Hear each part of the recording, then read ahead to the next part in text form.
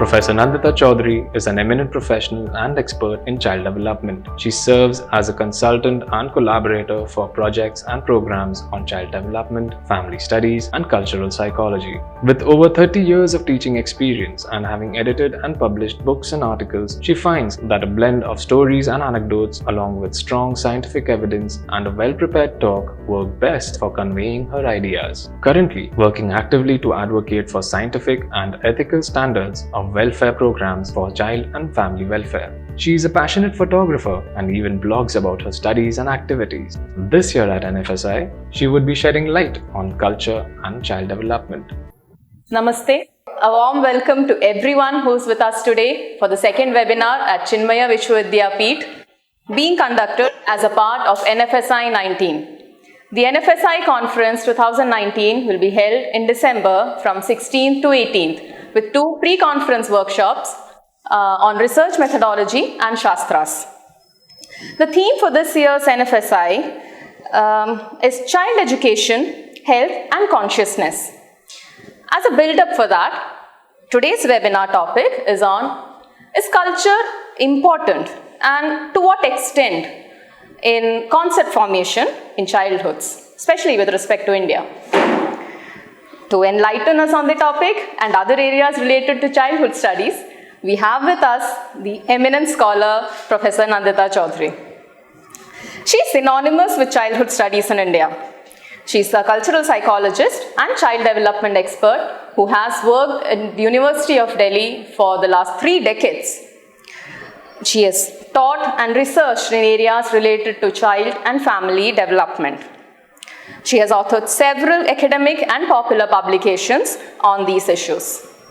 Her blog, Masala Chai, Musings with Little People, is as interesting as its name. It's a privilege to have you with us today, ma'am. Welcome.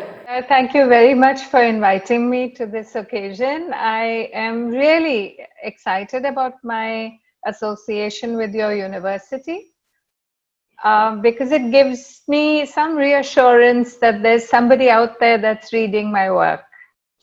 I just write because I'm passionate about this issue, and I thank you for this opportunity, and I look forward to a very interesting discussion. Same here. So with that, I think we can start the discussion. Yes, I'm ready. Yeah. Ma'am, my first question would be on the extensive research you have done on childhoods in India.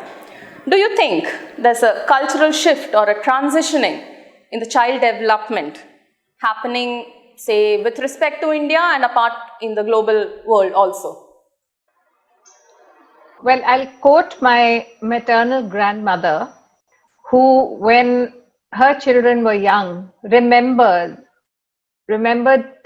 that she told her mother that times are changing. When I was little and my mother was talking to me, and I remember her saying the same thing, times are changing. So the one thing that we can say about times and culture is that it is always changing. Culture is dynamic. It has never been stable, but there are always combinations of the past, traditions that carry on, and modernity that comes our way. Yet, if we look at the recent changes, we find that our generation has changed so much in terms of technological advancement that sometimes it's overwhelming. Okay. In terms of this change, or since we acknowledge that culture is transitioning and the change is happening, could you tell us something that in this transitioning, then what is it that we have gained and what is it that we are in the process of losing? Let me address your first question first.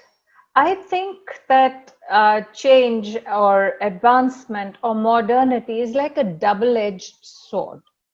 It has its positive side as well as its negative side. But we can't go back to older ways. There is this ratchet principle in physics, which is that it turns only in one direction. You can never go back to an older way.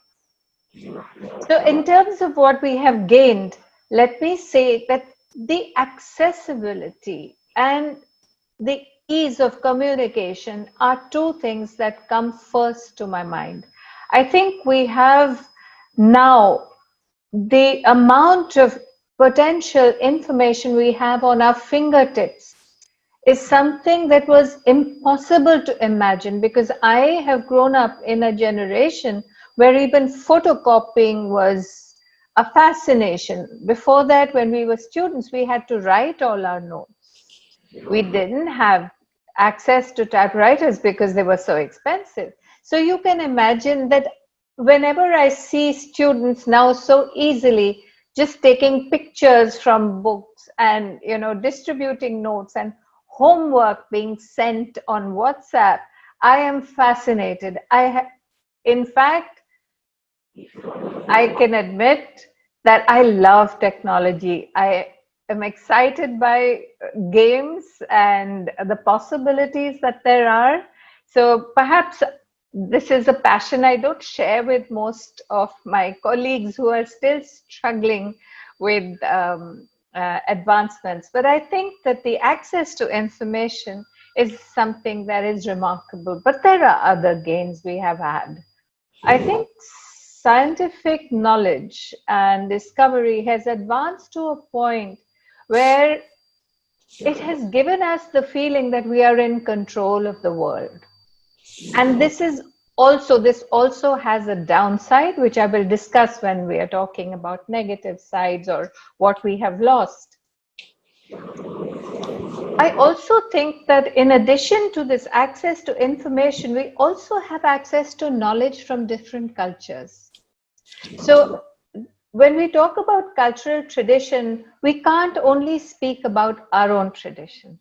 There are many cultural traditions, and that exchange and the possibility to know about how other people lead their lives is a very valuable gain in my judgment.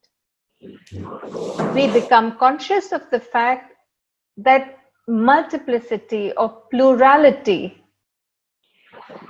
in the way in which we live our lives is a fact.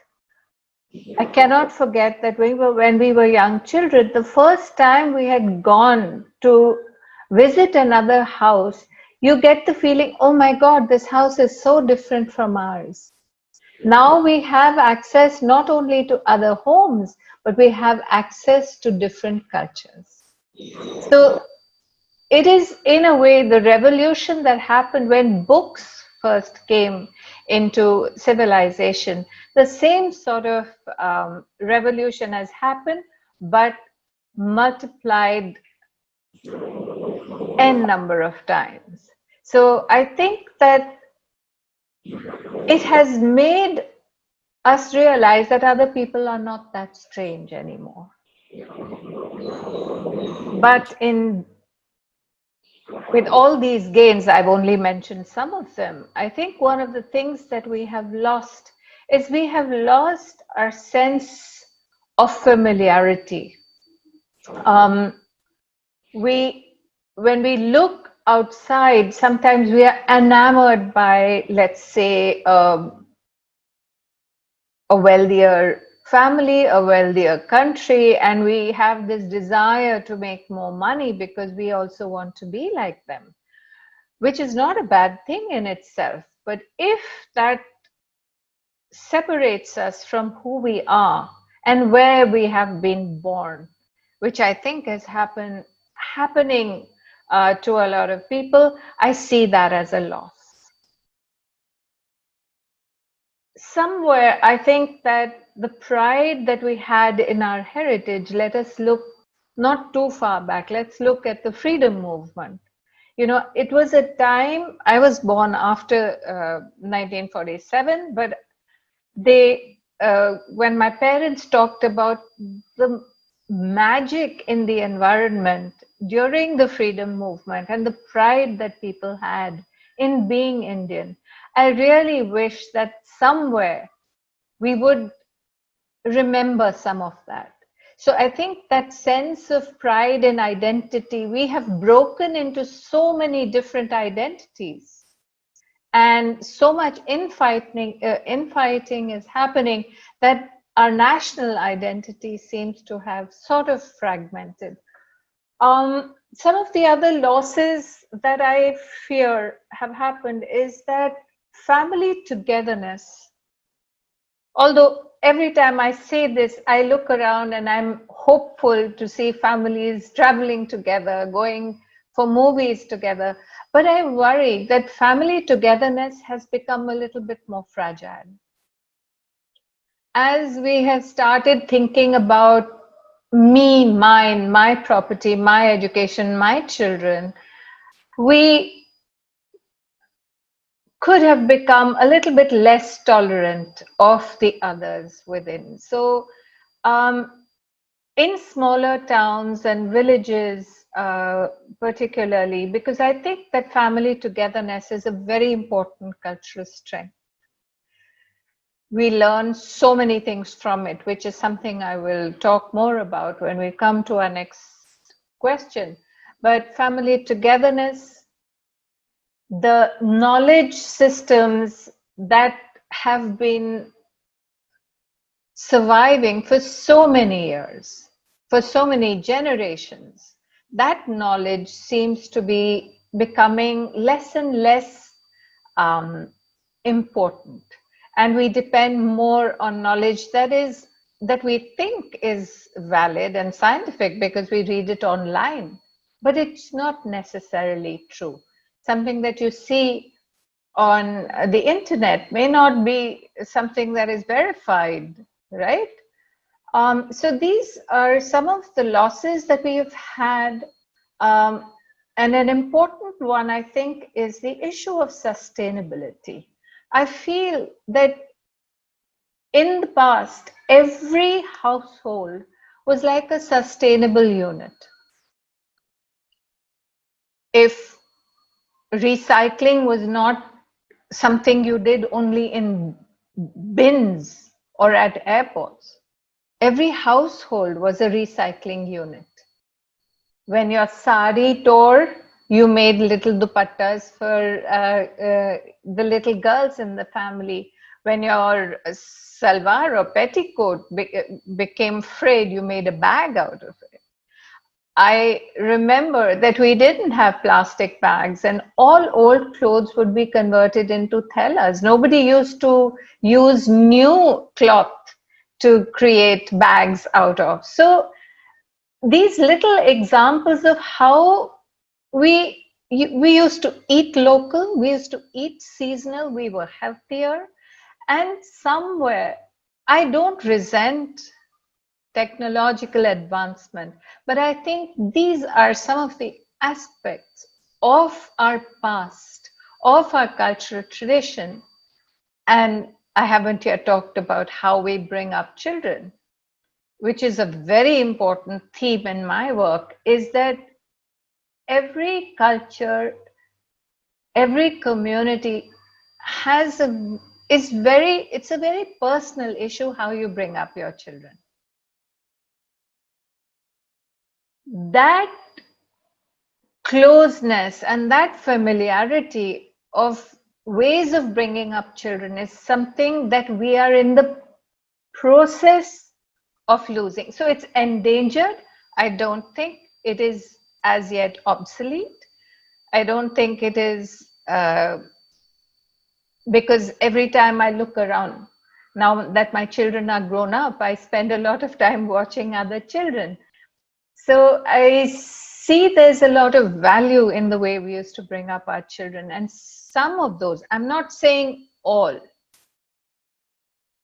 some of those ways of bringing up children, ways of interacting with family are very precious and we have to keep them in touch.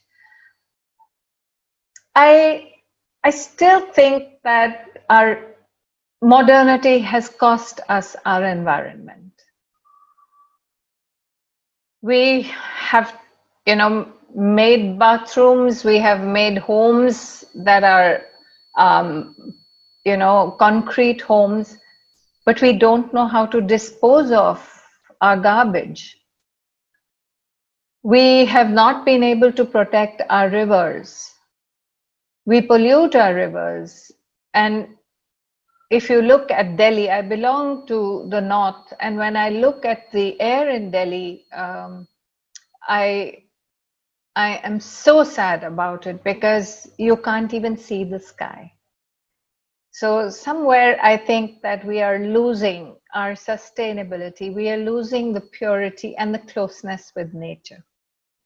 So this is about some of the things I've assembled, and if anybody has any questions, I can address them later. Um, in the context of when you were talking of a sort of alienation that is happening, where people belong to a culture or society, but they are not really familiar with it because of various reasons. Modernity could be one of them. In such a context, how do you think selfhood develops in an Indian society? Selfhood in a child? I think that when children are growing up in a place where they are deeply connected with both, see, I am a skeptic because of my training, that what has happened is that when we become educated, we are neither tied to blindly to tradition, nor are we tied blindly to modernity.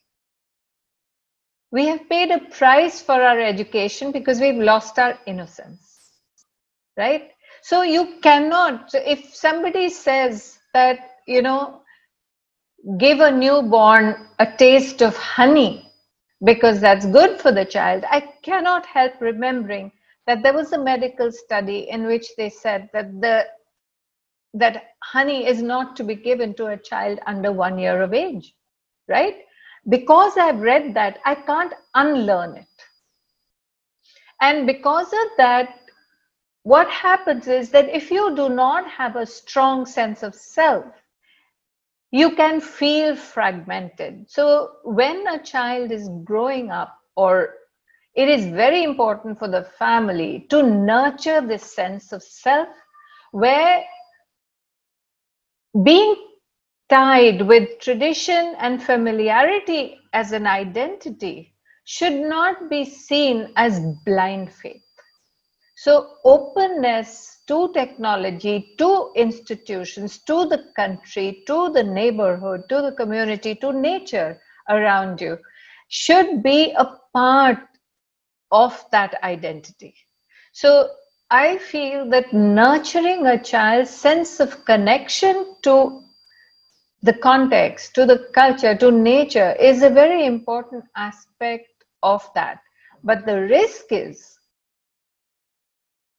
so the risk is very great because if children are not learning words like, of local vegetables, of trees, of birds, are not learning names of stars, and they're only learning the game of the next video game released, I fear that in those situations, the child may have a fragmented sense of connection, will still grow up to be a person, but may not have the kind of uh, fondness for the local environment as a child should have.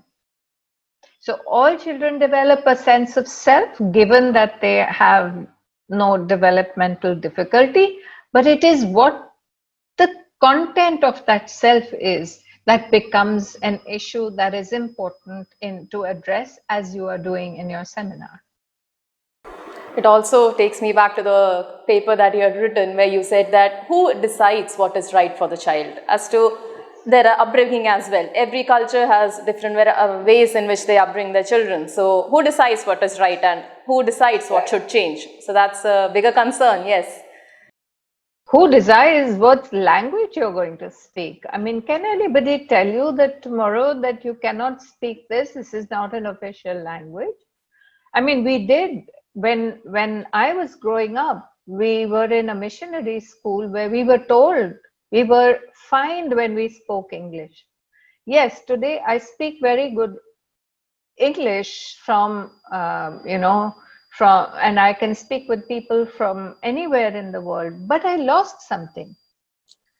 I lost my connection with my family temporarily because I thought that was the good way of doing it. I don't think that the future generation of children should be obligated to distance themselves from their family life, from their culture. We need to educate them in a way which is not subtractive. There is a whole range of studies on subtractive education that talk about in order to learn something, the child has to unlearn something else. Why? We can learn so many things. Why limit what a child can learn? So that I thank you for mentioning that. I'm very passionate about that issue. Yes. Um, Moving on to, say, an adolescence period. What do you think should be the scaffolding of emotional regulation that has to be provided by parents during that adolescence time? We are all dealing with, in a life or in a society where there are many issues and many concerns for adolescence period and how to handle them. That is a term that is used. How to handle an adolescent child. In this regard, I will just refer to a video I saw this morning by Ayushmann Khurrana. I don't know if you've seen it, and I recommend all the viewers to just go on to YouTube or whatever and see. It is something about gentlemen, in which he has addressed an issue. I won't go into it because it's accessible online, about how being a man is not about being macho, because men also have emotions, men also have feelings.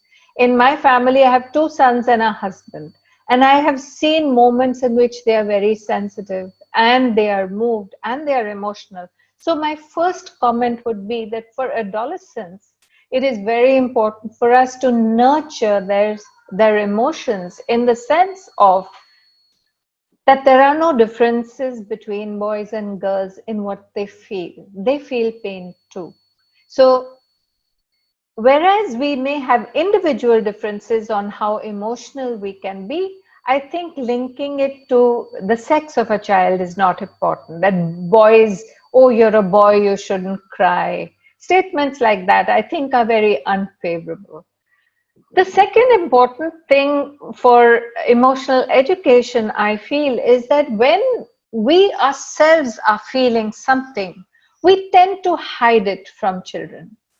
So if, let's say, a mother is upset about something and the child comes back from school and he looks at her and reads her emotion and says, "Are you upset about something?" And the mother has a reaction to say, "No, I'm okay." Okay. What message is going to the child? So the child knows that there's something wrong.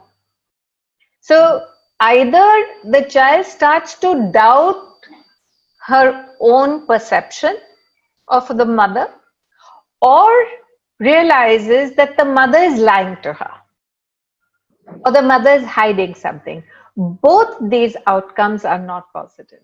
So we must label, as adults in the presence of children, we must label our emotions accurately. You don't have to tell the child exactly what reason you're upset, but you can say, be very realistic and say, "Yes, you're right. I am upset about something, but I don't want to talk about it right now." Rather than saying, "No, I'm okay. There's nothing wrong with me." And believe me, even I've done it. So I'm telling you. The third important method, and this is from the work on emotional intelligence, the third important thing is that when children have an emotional, let's say, feeling that you can see, let's say the child is hurt about something, or the child is in pain, or the child is crying, help the child to find words to express what they are feeling. Talk to me, tell me what it is you're feeling, so that the child develops an emotional vocabulary.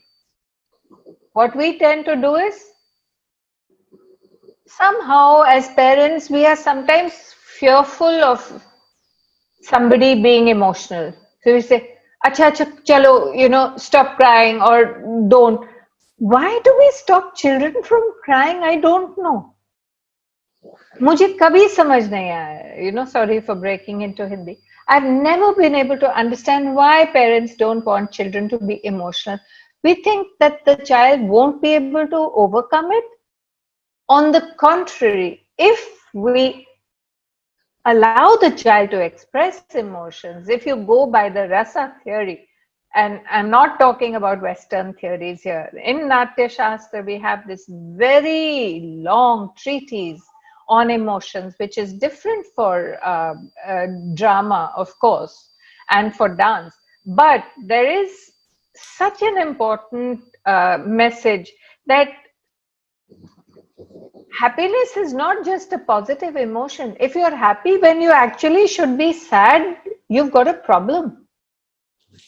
Right? If you've lost something, you should be sad. So explaining to the child that the context, you're upset, it's okay to be upset. It's okay to be sad. And these are, I think, some of the very important messages for emotional socialization for children at all ages. And then, because you can't suddenly start doing it at adolescence, this is something that you have to nurture from a very early age. And it is then that the child, an adolescent, will be able to cope with his or her emotions. Because in any case, that is a period of great tumult. You're attracted to someone, you want to have independence from your parents. I mean, another 10 years later, you will forget everything. But at that time, it becomes an important issue. So these are some of the guidelines I think that are important. Yeah. Again, your blog also mentions one of the articles which based on this, fear and anxiety, and it talks about an 8-year-old and how we try to hide things from them. But we'll often be surprised at what depth they have. They have their own way of thinking and they have their own way of worldview and they think about such things and they have fears that we might not even think about at that point of time, which is why it becomes very important to address them at the right point. So exactly. And when we are talking with each other, like even if you're talking to your neighbor, sometimes we feel that children are deaf. We will talk about things that are pretty adult. But when it comes to something else, you say, no, you're too young. And then we sometimes tell the child, no, you're too young. Sometimes we say, you're old enough to do this. So these mixed messages can sometimes make children, and children are very resilient, but they're also very perceptive. They're quick to catch us when we make mistakes or when we, contradict ourselves. Yes. So these are some of the issues, and thank you for mentioning that post. Yeah, that was a very interesting one. Yes. On that note, now we have seen that technology is important and it is inevitable. We can't do without it. As you said, we can't go back. And change is also happening. Change is also constant in that way. It has to happen. In that scenario, what would you recommend are the best practices that we can follow so that we leverage the culture, we stay with it, while on the other hand, we also balance society and child development? So if you could brief us through that. You're absolutely right. We cannot go back to an older way. So why not make technology our friend, right?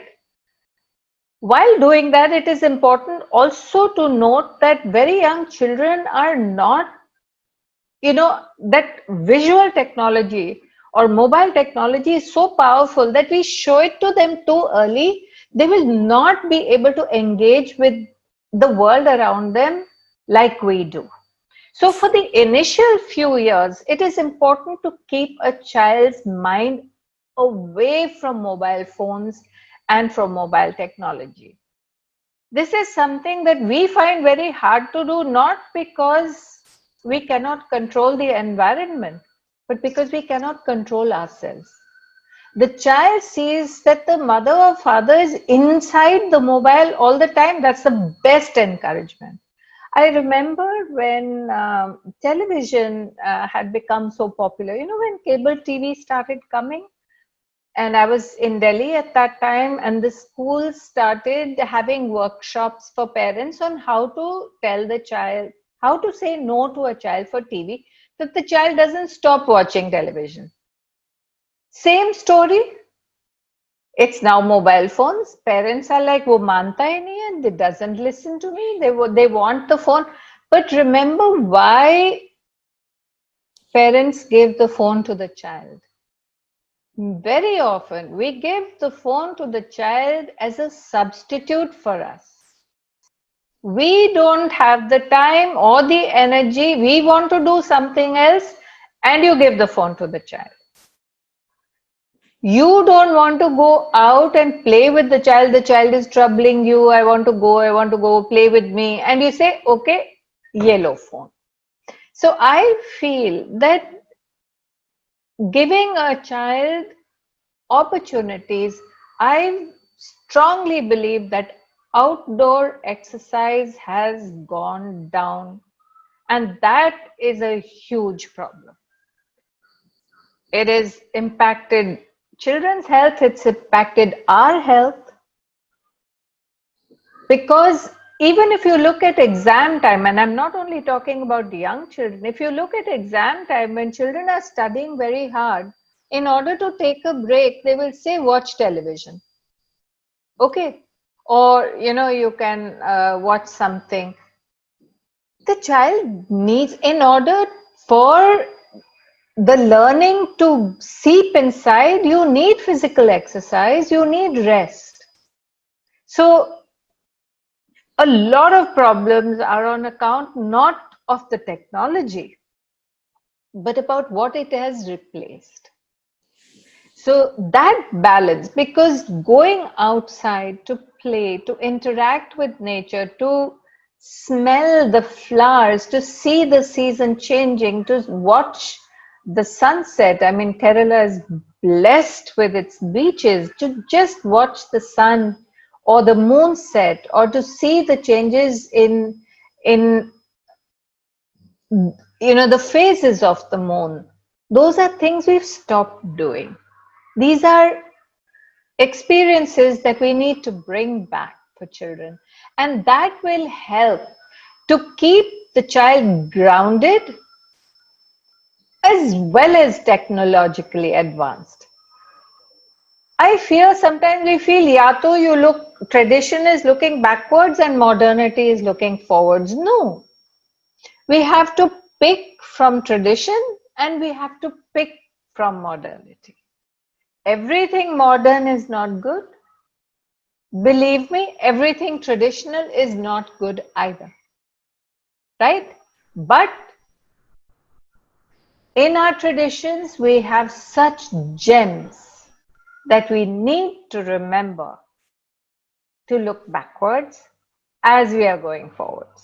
So another thing that I feel in watching children grow in this fast-paced development, I think relationships are very important. Being generous, being humble. As a recent article has come out, that humility has come out as a very important thing. Be humble with pride. So although these words are opposite, be proud to be humble. That, I don't have all the answers. Let's find out. Let's discover this thing. There are so many experiences that children are hungry for always, but they are most hungry for the parents' attention. And no amount of technology can replace that, thank God. So Yes. these are some of the things. Let me just look and see if there is. I think that it's very important for children. One of the most important lessons of a traditional joint family is the reassurance that a child gets from many people. It prevents the child from being overspoiled, because there will be one aunt who doesn't like the child, who will put the child in his place. So learning to get along with people who may not always like you, but who tolerate you, some who love you, some who adore you, some who are jealous of you. it is like society, a small version of society. But as our families are getting smaller, this child begins to feel that, oh, I am the emperor, I'm the king, I can do anything. I worry about that state. People are having fewer children, so grandparents will indulge the child, the parents will indulge the child. But that larger family and leaving the child a little bit to get hurt sometimes. I mean, we are so quick to fight with neighbors if they correct our child. Let it be, the child will survive. Let him know that the neighbor doesn't like him. Why should a parent go and fight with the neighbor? So we become very sensitive about our children. And I think that it is important for a child to be tough, to learn to get along with others. Not tough in the sense of being aggressive, but tough in the sense of being resilient, being generous towards others, being kind towards people who are less fortunate, being favorable towards children with disability.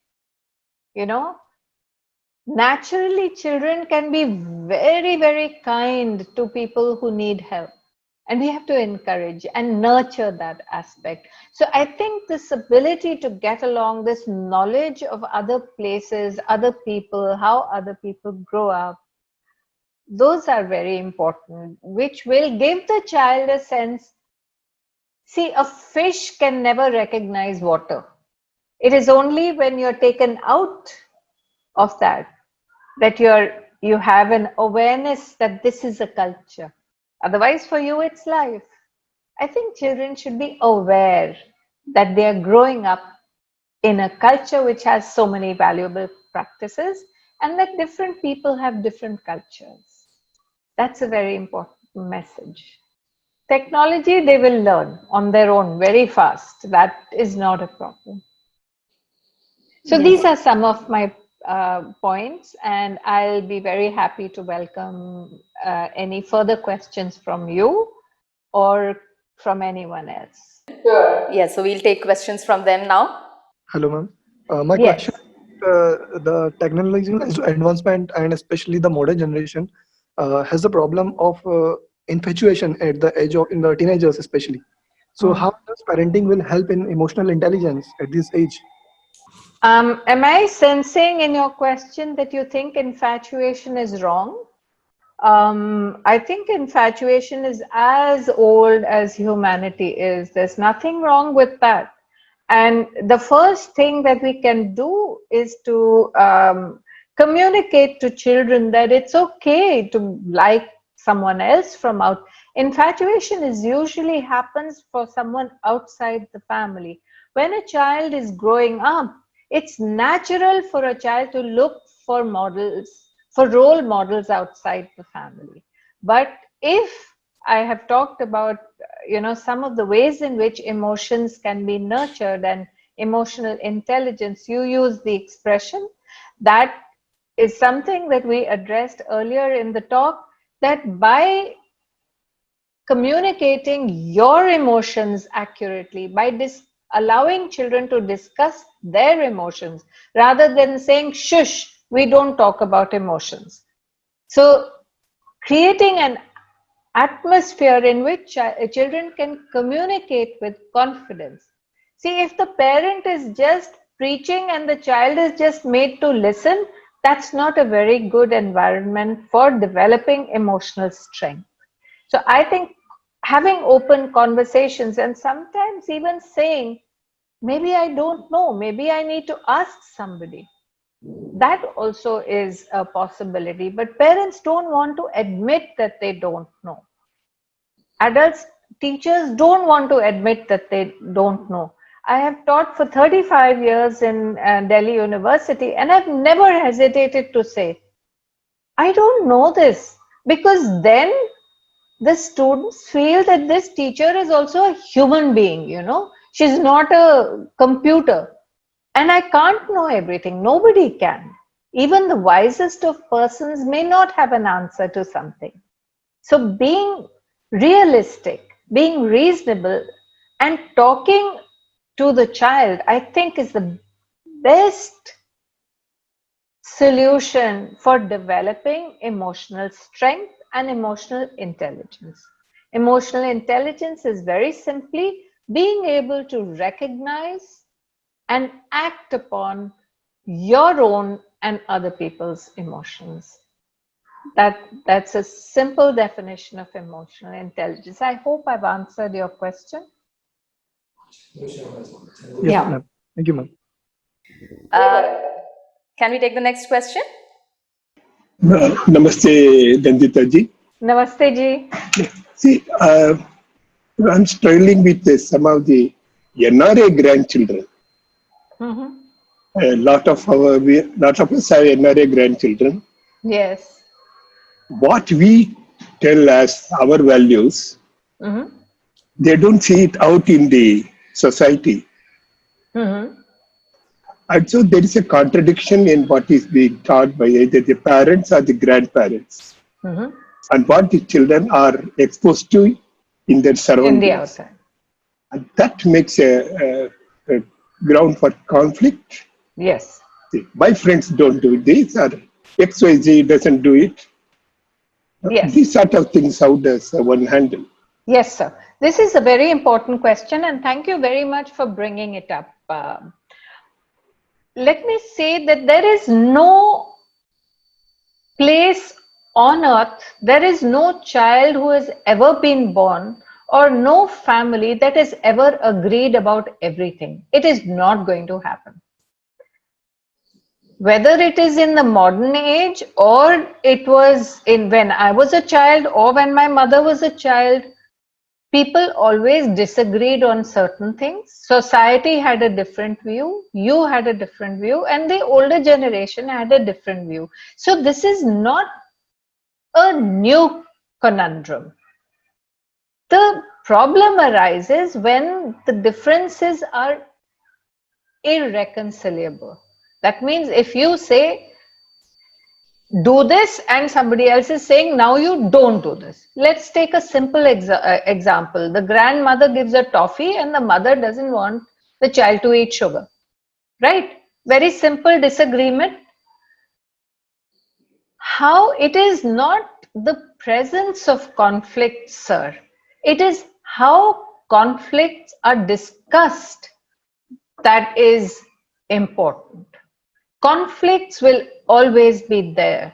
Conflict resolution is what we have to focus on, and some of the principles like having conversations, making the child understand that even the parents have conflicts, that even the grandparents have conflicts. Sometimes we want to protect the child to say, no, no, no, everything is ironed out and smooth, and you want, and I'll go back to the story of Gautam Buddha. What did his parents do? Because they protected that this person is, they were a princely family, he was a ruler. Because they predicted, those pandits predicted that this child is going to find the solution to every suffering, they made sure that his environment was perfect agreement. Buddha, Gautam Buddha had not, Siddhartha had not seen any conflict or contradiction before that one incident where he saw an old person. And you can say that Siddhartha became Buddha because that incident was so traumatic for him. So please understand that conflict has a very positive role to play. It is difficult for me to give an answer to how to handle every conflict. But taking this example of a grandmother wants to give a sweet and the mother doesn't want to give a sweet, it is very important sometimes to let go and allow the grandmother to have her say. It is important for the grandmother to understand the mother's point of view and to talk about it. Children will survive. The mother and daughter-in-law may have a fight.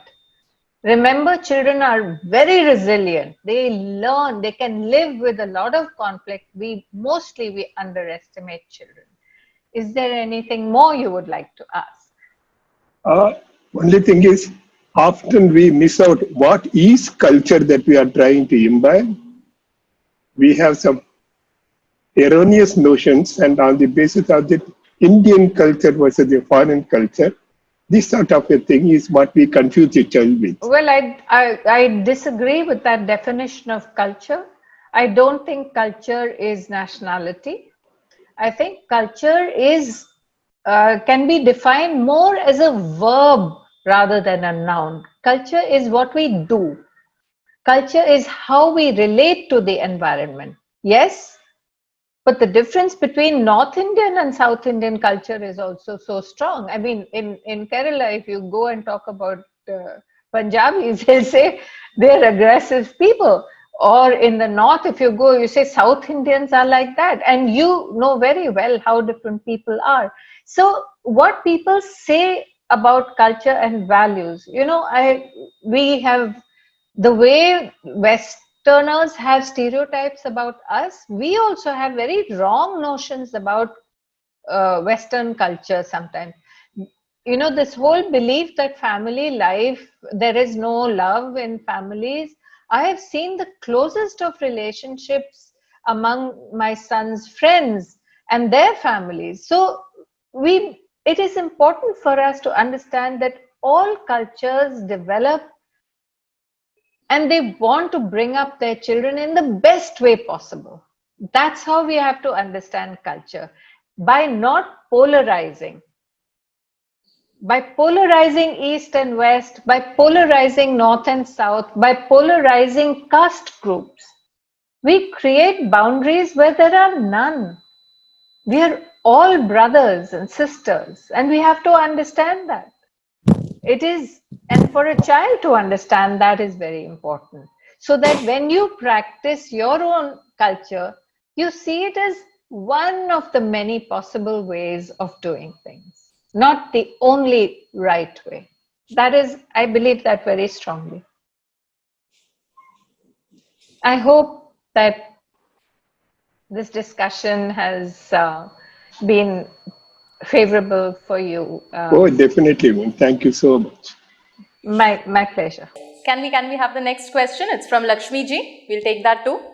Hari Om, my name is Lakshmi. It Namaskar. was a very interesting conversation, ma'am. So enlightening. One thing, what I find here of late is the tendency to talk too much about this adolescence and the problems that they encounter during adolescence.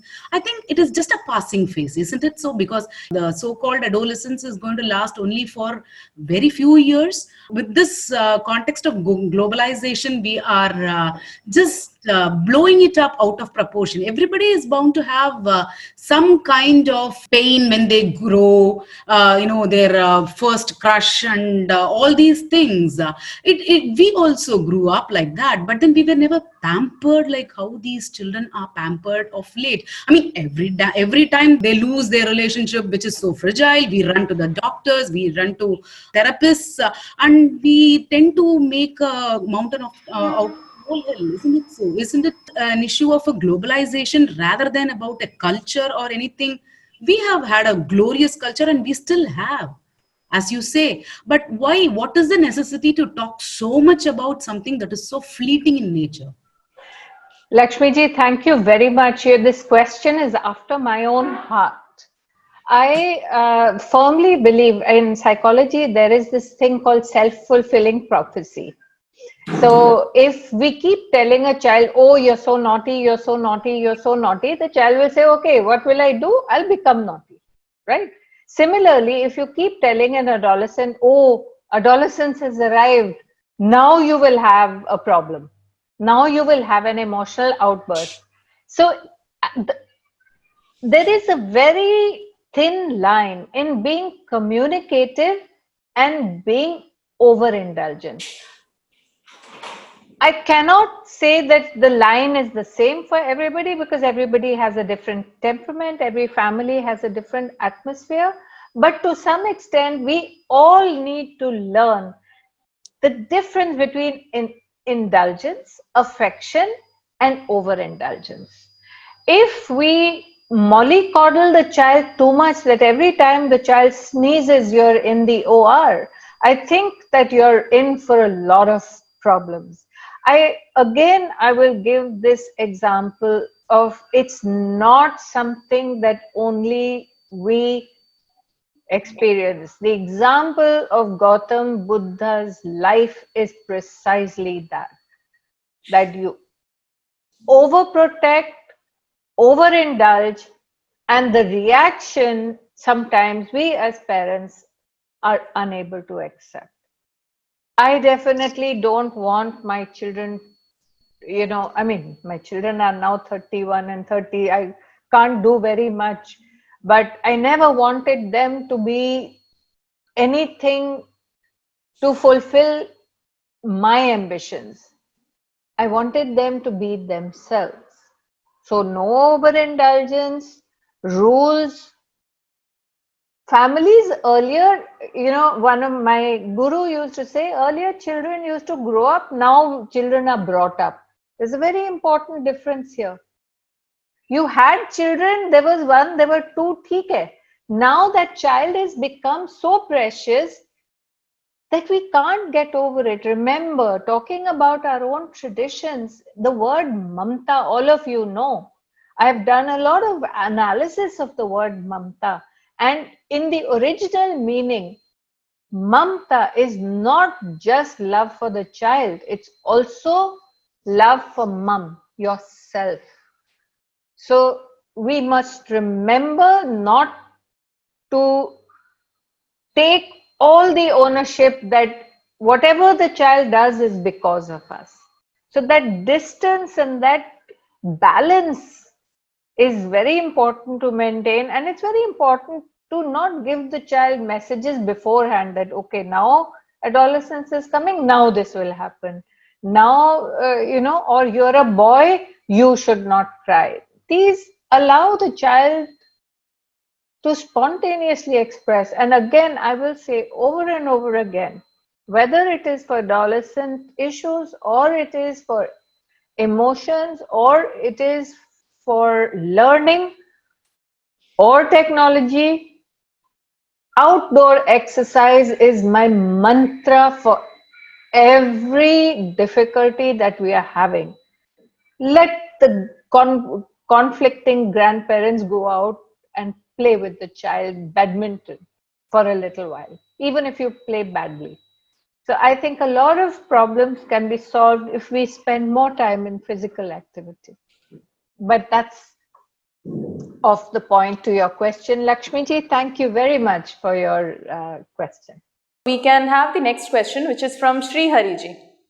Nandita madam, some basic question is there that when we talk about Samskriti is nothing but Samyakriti.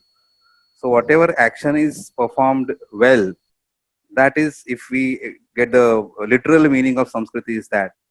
But when we talk about Indian culture, sometimes, these rituals come in between that. And in some families, this ritual is so strongly is imposed on the children that they, instead of following that, they just go away from these rituals. So how to balance between the rituals and which is actually the Indian culture, and how we can promote the students or maybe the kids to understand the scientific aspect of these rituals, like blowing of shankha is a scientific aspect, or maybe lighting of a lamp is. With the students we have seen today, they don't want to do all these things. How to go about it? Sri Hariji, thank you very much for your question. I think it is very important for me to place my views here to say that I don't see a contradiction between science and religious practice. I'm not not, I don't practice many rituals every day, but I respect people who do. about too many rituals and the imposition of rituals on children, my view is that the significance of the ritual is important to communicate. Like the lighting of a lamp has a very specific significance to it, that when you light a lamp, you actually, darkness, these are metaphors for something else. It is when we expect children to meaninglessly follow rituals, like if you take the practice of kolam or rangoli as it is called in different parts, there is a significance of rangoli or kolam, which is that you communicate to your neighbors that this household is in a festive mood, right? Now, if that significance is told to the child will surely understand, and children enjoy participating in rituals. When they stop enjoying it is when you go over the top, and when the significance or meaning of those rituals is not discussed. I feel that faith and belief and ritual practice should not be seen as contradictory to science, as long as there is a significance that is meaningful for you, which the child is explained. If you're not able to explain the importance of something, maybe you should not expect the child to participate. What you do, it's your call. I don't want to dictate terms for how people lead their lives. There are enough people in the world doing that. I feel that people should be free to lead their lives the way they want to. My advice would be that if you want the child to have a sense of belongingness, a sense of respect for your practices, whether they are rituals or it is how to eat your meals, right? It can be any family practice. The meaning of that practice should be communicated to the child. I hope that answers your question. Hari Om. Hari Om. Thank you for giving this opportunity. What I would like to know is how to motivate the child. I mean, yes, we are in that environment and we are there, but sometimes I feel I see the lacking of motivation within my child. So, can you please guide on that?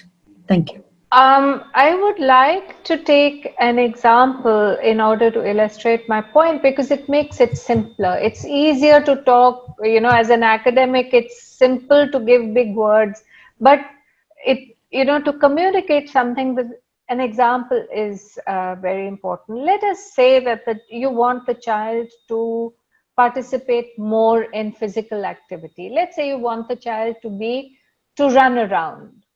Let's take the example, maybe the child is 5 and you want the child to get into the habit of doing an exercise.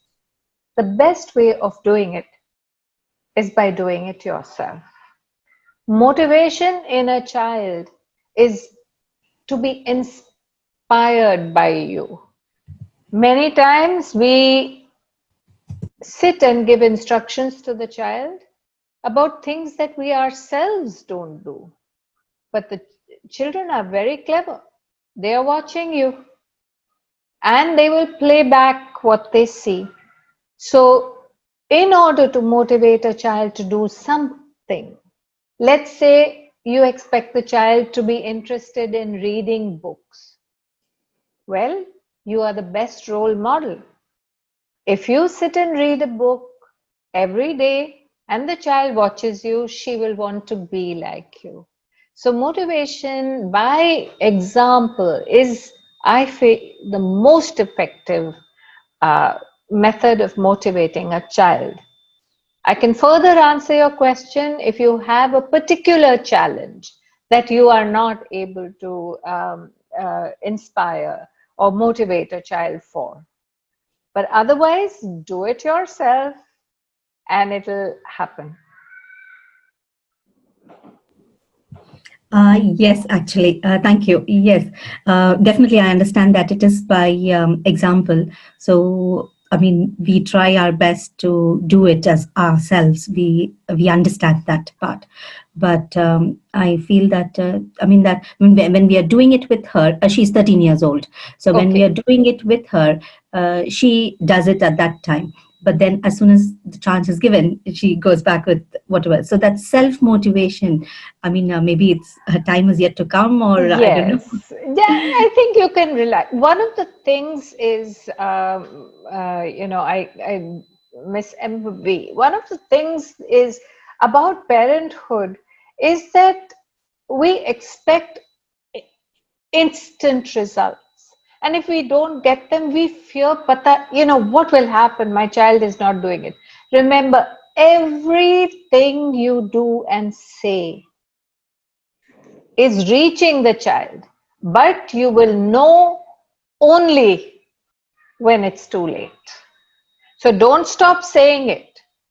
You might feel that the child is not motivated. It will have an impact, but it will have an impact maybe 5 years from now, maybe 5 days from now.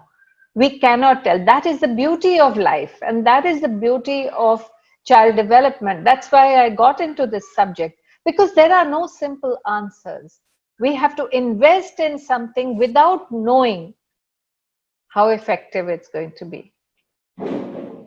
So, all the best. I hope you find, solution to your challenges.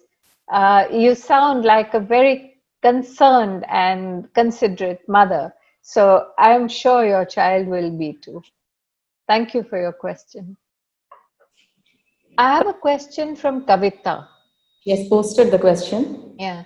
I'm a preschool teacher. My wards come from lower economical backgrounds, as mentioned earlier, regarding usage of mobile phones. My kids live in 100 square feet houses with environment not conducive for mothers to take them outside. So they feel giving phones is the best way to keep them occupied. How do I handle? I can only be empathic. Can you tell me how old these children are? Or preschool teacher. Okay.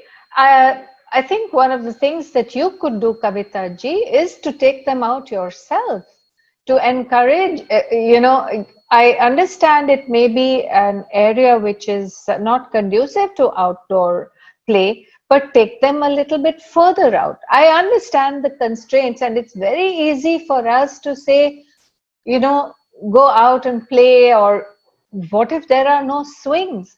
But even walking outside is physical exercise. And I think the preschool should be a place where the children should be not only permitted but encouraged to participate in games.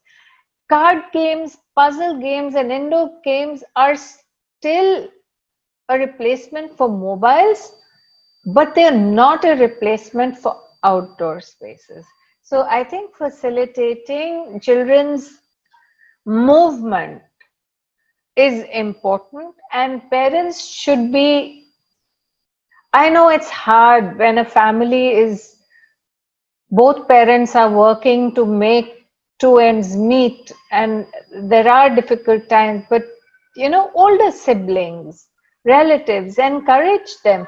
As a matter of fact, I see children playing a lot on their own outside the house, by the roadside. If we can facilitate slightly safer conditions, I feel that, in our urban environments, we have lost a lot of children's play spaces. In the area in which I am living, it is a housing society for 800 families, and there is enough play area only for 10 families. You can imagine. They've built houses, houses, houses, parking, parking, parking. The cars are more important than the children. So it's not just about being poor. It is about the priority that we as urban planners have had towards residential areas. It is us, we have been unfair to our children. And somewhere, it's a larger problem, I understand. But for you, it is important for you to facilitate the outdoor activity of the children. Kavita ji is also saying the 2 hours of schooling, parents use WhatsApp. So I share lots of ideas and methods in the daytime. That's a great idea. I mean, you know, that's, you're using technology to its fullest advantage. Communicating with parents is an excellent way. I mean, look at us. We're Zooming with each other. I haven't had to travel. You're sitting comfortably in your place and we are being able to communicate. So I think that's a great idea. And thank you very much for your question. It is a huge challenge. It's no joke being, you know, when every day, every meal is a challenge, to then talk about, you know, take your children out to play. It is our responsibility as service providers to work towards it. Thank you. Yes, we have already exceeded our time, but since this was an invigorating kind of a discussion, I think nobody noticed that. But unfortunately, I will have to wrap it up here. I know, I can imagine. If I may sum it up, the discussion so far, it's like something like best of both worlds. We can't ignore the past. We can't undo the changes that are there. We just can't move on only with the modernity aspects that we get. We have to blend it. We have to find the best of both the worlds. We can't be lazy about it anymore. Yes. You know, we have to work hard to say, this is good. This part of my past was great and I should keep to this value. My children, their world is different. You know, there will be value conflicts because their world is going to be very different from ours. What we teach may not be, you know, the best way for them to cope. Let them learn by falling down. So exactly, that is the essence of my message today, that, you know, don't take anything without questioning. That is the science and that is the religion for me. And I am really glad to say that Chinmaya Vishwa is also trying to achieve that kind of a blend, that we reclaim certain things which are lost and we bring that and we introduce it to the students again so that they can get the best of both the things. And I'm also sure that the upcoming conference is a step towards that, and love to meet you there. You're already coming for the conference. We are expecting that, and we also request the participants to come and take in as much information and knowledge and discussions as possible.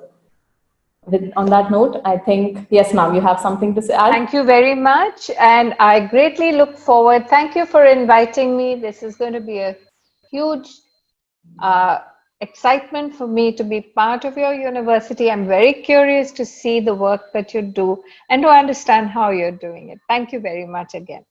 Thank you so much, ma'am. Hari Om. Hari Om.